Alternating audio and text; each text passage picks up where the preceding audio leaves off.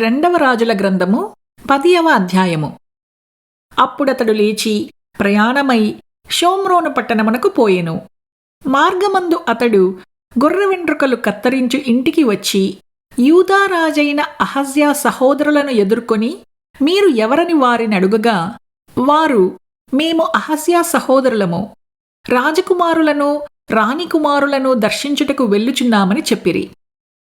వారిని సజీవులుగా పట్టుకొనుడని అతడు చెప్పగా, వారు వారిని సజీవులుగా పట్టుకొని ఒకనినైనను విడువక గొర్రె వెంట్రుకలు కత్తిరించు ఇంటి గోతి దగ్గర 42 చంపిరి.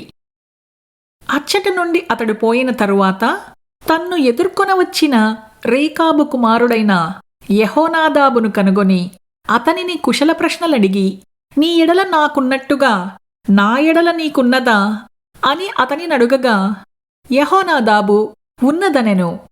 అలాగైతే నా చేతిలో చెయ్యి వెయ్యుమని చెప్పగా అతడు ఇతని చేతిలో చెయ్యి వేసెను. కనుక యేహూ తన రథము మీద అతనిని ఎక్కించుకొని, యెహోవాను గూర్చి నాకు కలిగిన ఆసక్తిని చూచుటకై నాతో కూడా రమ్మనగా, యేహూ రథము మీద వారతని కూర్చుండబెట్టిరి.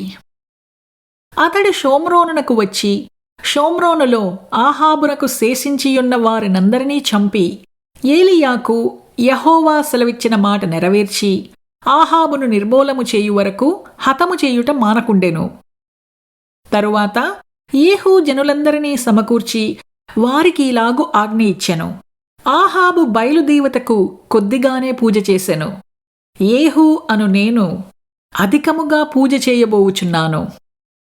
కావున ఒక్కడైనను తప్పకుండా బయలు ప్రవక్తలనందరినీ, వాని భక్తులనందరినీ, వాని యాజకులనందరినీ నా యొద్దకు పిలువనంపించుడి.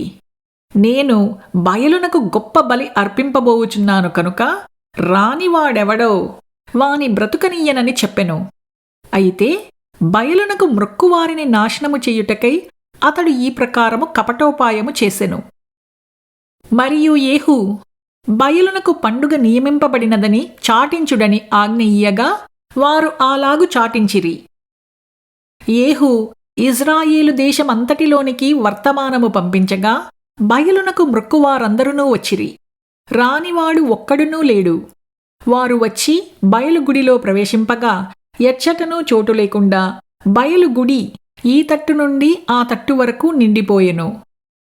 అప్పుడతడు వస్త్రశాల మీద ఉన్న అధికారిని పిలిచి బయలునకు మ్రొక్కి వారికందరికీ వస్త్రములు బయటికి తెప్పించుమని చెప్పగా వాడు తెప్పించెను.